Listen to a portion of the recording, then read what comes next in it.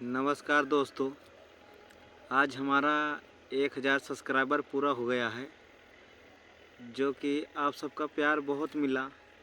इसलिए आज जाके हमारा 1000 सब्सक्राइबर 1 लाख व्यूज़ वो पूरे हो गए।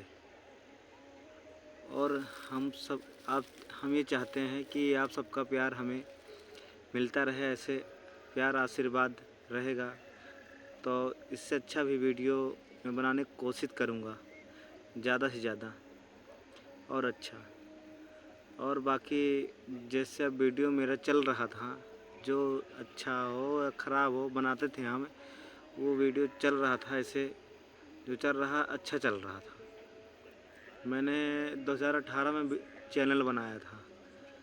मैंने बीच बीच में वीडियो बनाना बंद कर दिया था, इसलिए उतना व्यूज नहीं आता था, न सब्सक्राइबर मिलता था, कुछ नहीं। बीच में फिर शुरुआत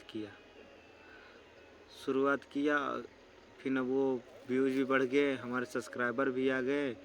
फिर बीच में मेरा फ़ोन भी चोरी हो गया था, अब फिर दूसरा फ़ोन लिया, फिर बनाना चालू कर दिया।